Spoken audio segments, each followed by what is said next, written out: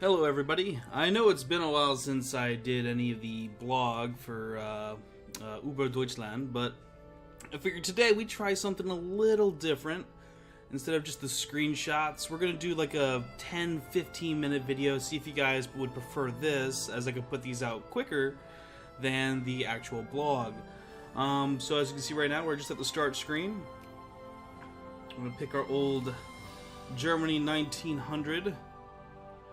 And this is pretty much the state, as you will well know. We got most of the main kingdom up here. Then we got German Africa, with that little splotch ours too. And we got German Asia and a bunch of these little tiny, like Fiji and stuff like that. All these different tiny islands. So let's hop back in there and let's see what little trouble we can get into today. Maybe a world war. Maybe not. Well, we're gonna find out now, aren't we? Okay.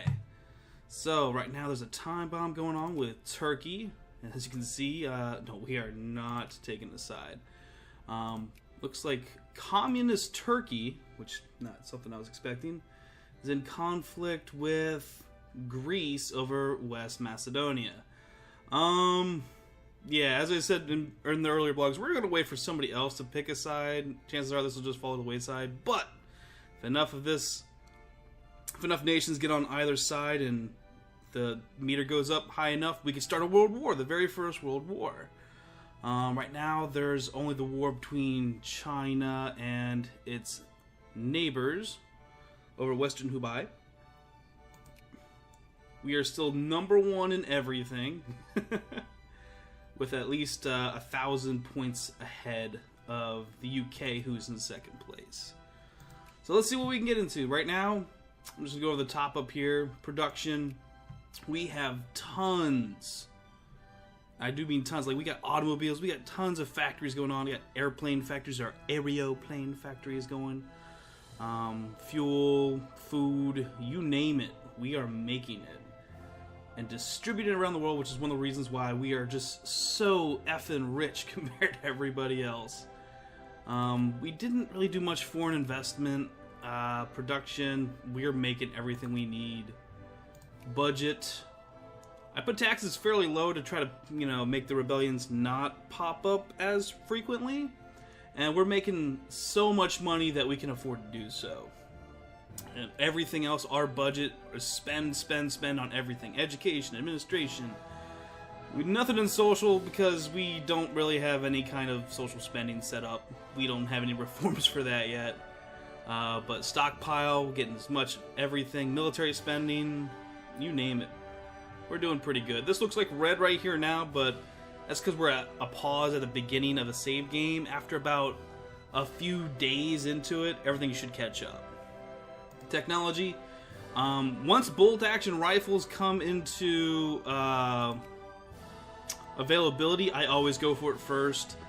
It does increase attack, but also supply consumption. The main reason I do it, and I know it's kind of vain, is because it changes the look of your troops. Right now I look like the old classic German soldier look from the beginning of the war. But after that changes, they'll start looking more like the actual how the troops did later in World War I. And there is one final technology that'll change their look again, and that's the Great War Experience. And I believe that's the Great War Experience. It's one of these guys down here. Anyways, if you get that, here we are, modern divisional structure. It'll switch it to the army looks like it does post World War I, so it'll start looking more like World War II troops. Right now, so that's what's going on with our technology. Our literacy in the entire German everywheres of the world is at 96.5%, which is just glorious, because that means this will fill up extremely quickly. Our party is the National Party, which helps with making it so I can pick my factories and such. That's the main reason why I go with them. It lets me build my own factories and expand them. Kind of puts a limit on what the capitalists can do. The main reason why after every election I switch it to it, because once the liberals or even conservatives get into power, they just start shutting down factories like crazy, and it's just the unemployment rate just skyrockets. I'm like, no, we're not going to do that. So we're always going to be the National Party, unless some sort of uprising happens and I lose, which has happened before. Population, we have 47.11 million people in our great Über Deutschland. Trade, I don't really play with trade much because that stuff just fluctuates like crazy. Diplomacy, we got 9 diplomacy points, which is the maximum you can ever have, which means I should probably be spending this by just making all my neighbors happy so they don't want to attack me. If it's above 100, they cannot attack you. So we're just going to be friendly with France right now so we can dick them around later. US, where 200 is the max, so you meet us in the US and us in the UK are pretty tight. Russia, on the other hand, is in the negatives. They just do not like us very much, so you know they can screw off. Netherlands, sure, why not? Italy, we went to war, but it's okay. We're friends now, Italy. Take care. Sweden, yeah, us and Sweden are pretty cool. Oh, they got a socialist government going on. Good luck, buddies. So now we spent most of our points, so we don't have to worry about it for right now. The points are also very key for influencing. Like, say I want to influence Serbia to make Serbia like us more, I can use those points. The symbol up here is there's a crisis going on, which is that thing with Turkey. This little circle X dealy is just saying that one of the nations that I'm influencing has a civil war, so we can't influence them right now, and that's Spain. I don't know where there are Spanish rebels. Probably somewhere in like their colonies, like over here in the Philippines or down here in Africa. Could be anywhere, but they're just saying, oh, we can't influence them right now, so it's whatever. Our military score, on the other hand, is we have 370 regiments out of a possible 467, so we just need to keep increasing that, especially because those communist rebels are just effing crazy and just pop up everywhere. So the more military I can make, the better. These little 3 red guys, 592, that's just how many regiments I can raise if I institute a draft in the sense of emergency. So I can have tons, I can have 600 regiments just pop up out of nowhere if I do that. So that's a ton of guys. Hell, that's more than our professional units. And our Navy score is how many ships we can have or we can support, and that's basically based on what level of military ports we have and the number of military ports we have. And right now we have 15 battleships, 15 commerce raiders, 30 cruisers, 30 transports, and I'm increasing that like crazy so I can compete with Britain. Just in case I have to go to war with Britain, I can actually put up a fight on the sea, because otherwise I'll pretty much just be stuck on land and they can do whatever the hell they want with me. This little checkered flag is just our leadership, how many officers we have, so basically the generals. But yeah, that's pretty much it as far as what's going on up here. The star is just prestige. This is our industry. So the higher the number, the better. Again, we're number 1 in everything in the world. Our military score is based off of how many regiments we have, as well as what technology we have with them, and so on and so forth. This little housing is the colonial power. That's what was allowing me to colonize everything. So the more power I have and the more points I have, the better. And that's influenced by technology, as well as, oddly enough, ports and ships. Go figure. That way we can actually reach and maintain our colonies. Over here is just a little quick mini map so I can just, maintain my navies and all that other fun stuff. Right now I'm building tons of ships. My influence, Spain is being influenced by us as well as Italy. So we're going to go fight back and forth with that. National focus, I'm just trying to get bureaucrats out the butt with all of my places so I can try to make them, with all my colonies, I can try to make them, instead of colonies, states, which will allow me to make factories there, as well as some other benefits. Right now, because they're just colonies, I can recruit troops there and take their resources, and stuff like that, but I can't build any factories there or do much of anything else like that. So right now this is the percentage of the population who are bureaucrats. So I want to get the state administrative efficiency to 100% with all of them, because once I do, I could then convert it to a state, or they can at least apply for statehood. But that's pretty much it. Down here with the map situation, there's just different types of map mode, terrain. Terrain can only really come into play in the battle map, so certain areas will give you bonuses.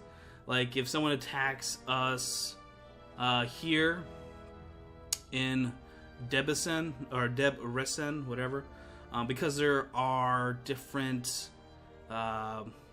rivers going through it, it gives us a defensive bonus. Same as if we're fighting the mountains. If we're in the mountains, we'd have defensive bonuses. I think it's kind of more of a defense bonus if you have a river and also trees, stuff like that. The most terrible places to attack at all in this game is mountains, and there's a good example around here somewhere. Oh, over here. It's a swamplands. Swamplands is just terrible. Your attrition rate will go through the roof. You don't even have to have a fight or a battle in there for you to just start losing guys like crazy. It's just the attrition because it's swamplands. And one way to curb that is to just get the technology for bug spray, basically, and vaccines and all that kind of stuff. And there's other ones too. The infrastructure ones, like basically where you have railroads being built. All these little hash signs means there's something being built there as far as railroads or infrastructure goes. You can see other nations that you are influenced with or allied with. For example, I can see Spain. They have all this bright blue area, which means they have no railroads there at all. And they're building some. The red ones, I believe, is when capitalists build stuff there, and the yellow ones is if the state builds stuff there. So right now, ours are all yellow because I went there in the last playthrough and just built up as much as I could with, you know, the federal government's money as opposed to letting capitalists invest. One of the reasons why I can see the my influenced nations' infrastructure is because, say, for example, Serbia, I have fully influenced them right now. If I want to help them out and invest money in their country's infrastructure by building a railroad here, I can click on them and build a railroad or even a factory there, so I can invest stuff in other countries. There's other mini-map stuff too, the revolt risk one. So there's a good chance that a revolt might happen here and here inside my country and all over Africa apparently. And just a little place over in German Asia. But there's tons of stuff here to really help you out. Colonial map mode, what you can colonize, relations. Right now, I do not have good relations with Russia. Everybody else, yeah, we're sitting pretty. We're okay. Yemen, Oman, they don't like me. Turkey and Poland are kind of like, whatever. They don't really care one way or another for us. U.S. loves us. Cuba, not so much. Oh, it looks like they're having a civil war right now. Whatever I clicked on. Oh, well, I can't see it right now. But just handy little things on the map mode to help you figure out stuff that you want to do. Population density, very helpful if you want to conquer someplace. Like when I came down here to conquer this area, I was trying to see the population density to see what I want to grab. But yeah, tons and tons of different options to help you just take over everything. Civilization, everything's mostly in the green except for, well, pretty much Asia. Yeah, and the Middle East. Everything else is about the same type of civilization level, if you will.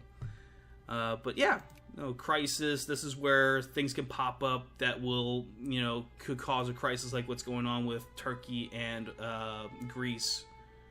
So, just wanted to put this together real quick and show you guys a little bit about the map. I know I've been talking this game up like crazy. It is a lot of fun. You've seen all the crazy stuff I've been able to get into. and different stuff popping up, like trying to discover the North Pole or Curse the Mummy. I went to war with France right off the bat and took Alsace-Lorraine, which I pretty much have on lockdown with tons of troops and even forts. Just in case something was to happen, I can just stomp them out in Verdun and just sweep in. But yeah, so I hope this has been at least a little helpful and at least a little taste back on the blog. I would like to get back on the blog and get more content out for you guys. I wasn't sure if maybe this would be another way to try it. So tell me what you guys think. If you prefer the old method of just the screenshot and the funny little pictures I put in, let me know. If you think this might be interesting enough to pursue instead, let me know. I know some of you guys have mentioned doing both, but I feel like it's just too redundant to do both. One or the other is fine. But just let me know. Again, the game ends in 1936, so we have 36 years to go, so about maybe 3 or 4 episodes left, and we can finish this playthrough. But just let me know what you think. I'll try to answer any questions you guys have as to the best of my ability. Just let me know, okay? Thanks again for watching, and comment on what you think we should do, either one method or the other, or if you want to just start talking about who to conquer next. I know a lot of you guys want me to go after France. Again, just let me know. I'm waiting for a world war to happen. Maybe I can just take Normandy from them and just screw them over, what have you. So just let me know. Thanks again for watching.